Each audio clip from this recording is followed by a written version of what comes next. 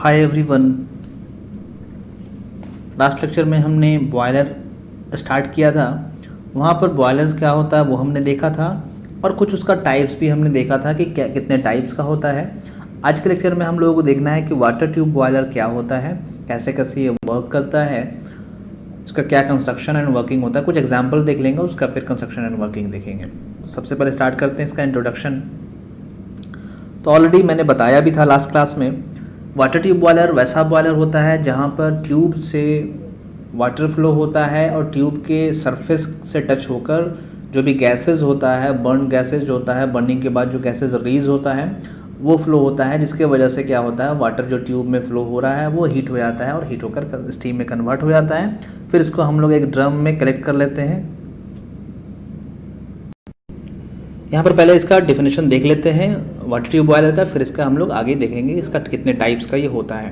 तो one by one देख लेते हैं। A water tube boiler is a such kind of boiler where the water is heated inside tube and hot gases surround them. यहाँ पर होता क्या है कि नंबर ऑफ ट्यूब्स लगे हुए होते हैं, उन ट्यूब्स में वाटर फ्लो करते रहता है, वाटर स्टोर किया हुआ रहता है और वो ट्यूब ड्रम से कनेक्टेड होता है वहाँ पर, जहाँ से वाटर वहाँ पर आता है। इन सारे ट्यूब में वाटर यहाँ पर रहता है, सारे ट्यूब में वाटर रहेगा।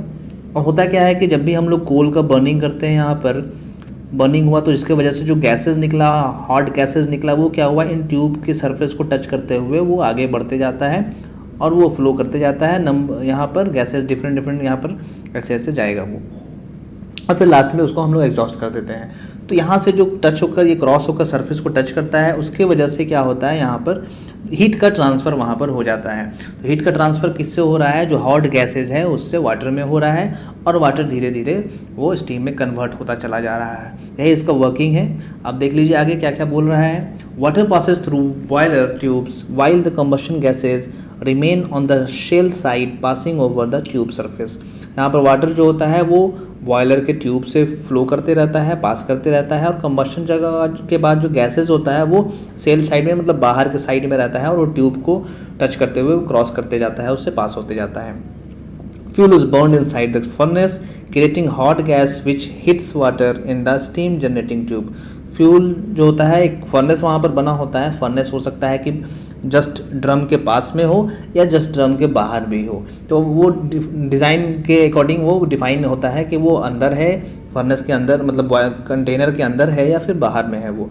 Creating hot gases which hits water in the steam generating tube. वहाँ पर हॉट गैसेज वो जब बर्न किया जाता है, फ्यूल को जनरली हम लोग कोल यूज़ करते हैं, जब बर्निंग किया जाता है तो वहाँ पर क्या होता है, वो वहाँ पर जो हॉट गैसेज होता है वो वाटर को हीट करके स्टीम में जनरेट करते जाता है और फिर स्टीम को हम लोग कलेक्ट कर लेते हैं और जहाँ सप्लाई करना होता है हमें टरबाइन में, वहाँ सप्लाई कर लेते हैं।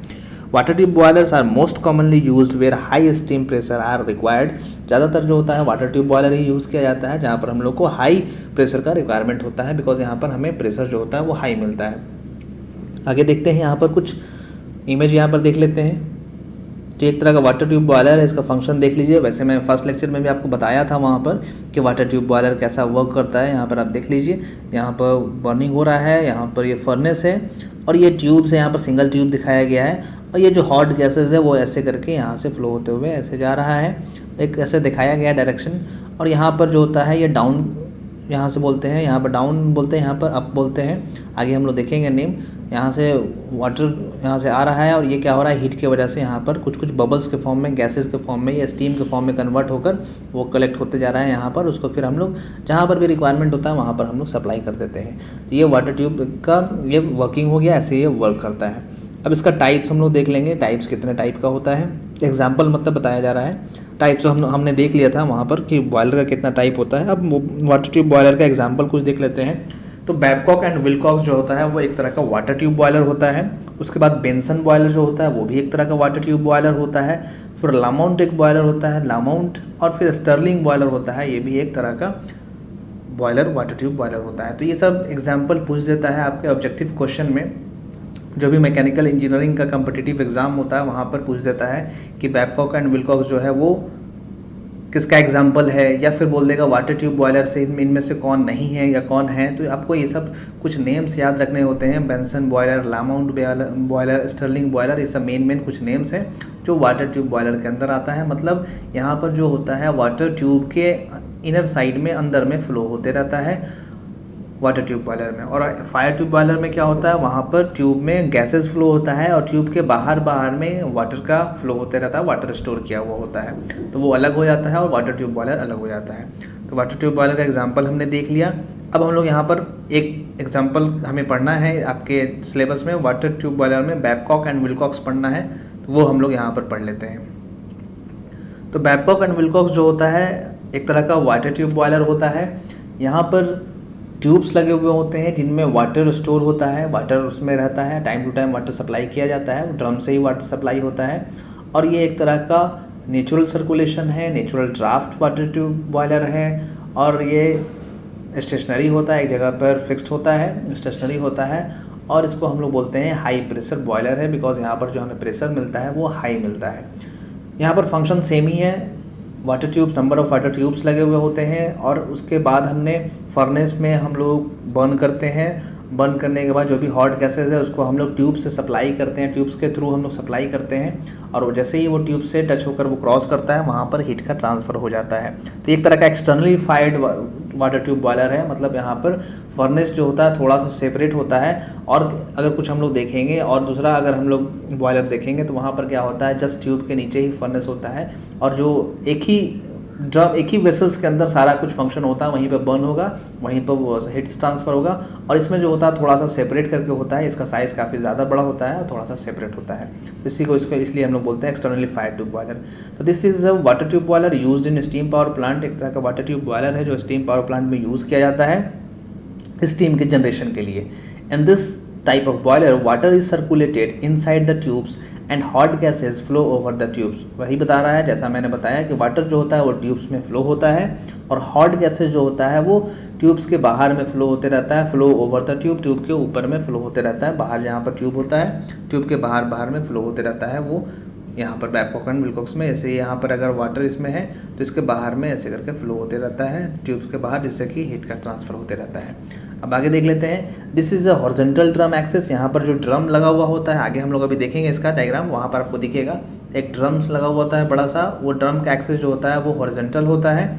एंड नेचुरल ड्राफ्ट होता है, मतलब जो भी यहाँ से निकलता है गैसेज उसको हम लोग नेचुरली सप्लाई कर सकते हैं, उसको नेचुरल ड्राफ्ट बोलते हैं। नेचुरल सर्कुलेशन होता है, जो यहाँ पर स्टीम का सर्कुलेशन होता है उसके लिए हम लोग को पंप लगाने का रिक्वायरमेंट नहीं होता है।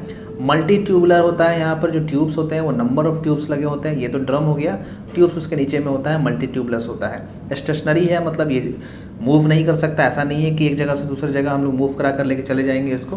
तो ये स्टेशनरी बॉयलर होता है और हाई प्रेशर होता है और सॉलिड फ्यूल फायर्ड होता है, मतलब यहाँ पर सॉलिड फ्यूल यूज़ करते हैं, सॉलिड फ्यूल फायर्ड हो रहा है। और एक्सटर्नली फायर और वाटर ट्यूब बॉयलर होता है ये। एक्सटर्नली फायर मतलब थोड़ा सा सेपरेट, फर्नेस जो होता है वो थोड़ा सा सेपरेट होता है। और बाकी बॉयलर में आपको दिखेगा क्या कि ऐसे एक बॉक्स टाइप का बना हुआ है या कंटेनर है, सर्कुलर कंटेनर है, नीचे में यहीं पर फर्नेस है, यहीं पर ड्रम लगा हुआ है, यहीं पर ट्यूब्स है, तो वो उसको हम लोग बोल देते हैं इंटरनली फायर्ड। और यहाँ पर जो होता है फर्नेस थोड़ा सा सेपरेट होता है, यहाँ पर ट्यूब्स लगे हुए हैं और ड्रम ऊपर में है, तो काफ़ी साइज़ बड़ा होता है, तो ये थोड़ा सा हम लोग बोल देते हैं इसको कि एक्सटर्नली फायर्ड है। जैसे हम लोग आईसी इंजन और इसी इंजन में पढ़ा था कि अगर सेम कंटेनर में एक ही जगह पर कंबशन हो रहा है, एक्सपेंशन हो रहा है तो आईसी इंजन था, और अलग अलग सेपरेट हो रहा है तो वो इसी इंजन था, तो उसी टाइप से यहाँ पर भी है। तो इसका हम लोग इमेज देख लेते हैं डायग्राम। तो एक तरह का वाटर ट्यूब बॉयलर है, बैबकॉक एंड विलकॉक्स बॉयलर। तो ये एक वाटर ट्यूब बॉयलर है। यहाँ पर देखिए क्या क्या होता है, पहले हम लोग कंस्ट्रक्शन देख लेते हैं। ये स्टीम एंड वाटर ड्रम है, यहाँ पर स्टीम और वाटर दोनों स्टोर किया होता है। यहाँ पर देखिए थोड़ा सा कट करके व्यू दिखाया गया, कटिंग कट करके व्यू, सेक्शन व्यू दिखाया गया। यहाँ पर आपको दिख रहा होगा, यहाँ पर वाटर है और यहाँ पर स्टीम है ऐसे ऐसे। उसके बाद यहाँ पर वाटर ट्यूब यहाँ पर लगा हुआ है। ये वाटर ट्यूब इंक्लाइंड है, इसका इंक्लिनेशन जो होता है वो 10 to 15 डिग्री होता है। और एक्चुअल में जो बैबकॉक एंड विलकॉक्स है, दो एक साइंटिस्ट थे जो जिन्होंने 1967 में इस बॉयलर को बनाया था, डिस्कवर किया था। उनका नाम था George Herman Babcock and Stephen Wilcox. तो उन्हीं के नाम पर ये बैबकॉक एंड विलकॉक्स ही पड़ गया है, जो 1967 में इन्होंने बनाया था। एक तरह का हॉरिजॉन्टल ड्रम देख रहे हैं आप, यहाँ पर ड्रम लिखा हुआ है। ये ड्रम हॉरिजॉन्टल है, आपको एक्सेस का देखिए हॉरिजॉन्टल है, जिसी को इसको बोलते हैं कि एक तरह का हॉरिजॉन्टली ड्रम बॉयलर है ये। अब यहाँ पर दिखेगा आपको कि ट्यूब्स जो है ये एक इंक्लाइंड है, जिसका इंक्लिनेशन मैंने बता दिया, यहाँ पर 10 to 15 डिग्री होता है। डाउनटेक हेडर होता है, यहाँ पर क्या होता है, डाउनटेक मतलब ये नीचे पोजीशन पे होता है। और यहाँ पर से जो वाटर होता है, जो यहाँ पर वाटर ड्रम में स्टोर होता है, वो यहाँ से इस ट्यूब में आता है और यहाँ पर जैसे ही गैसेस यहाँ पर देखिए, यहाँ पर फर्नेस है, फर्नेस में यहाँ बर्निंग हुआ और यहाँ पर गैसेस जैसे फ्लो हो रहा है, यहाँ पर गैसेस फ्लो हो रहा है। तो इस गैसेस के कांटेक्ट में जैसे ही ट्यूब आता है, ट्यूब में हीट ट्रांसफ़र होता है, जो भी वाटर होता है वो हीट को गेन कर लेता है और वाटर धीरे धीरे इधर बढ़ते जाता है, स्टीम में कन्वर्ट होते जाता है और इस साइड बढ़कर वो अपटेक हेडर से वो ऊपर की तरफ यहाँ इस वाले ड्रम में स्टोर हो जाता है स्टीम के फॉर्म में। समझ में आ गया वर्किंग।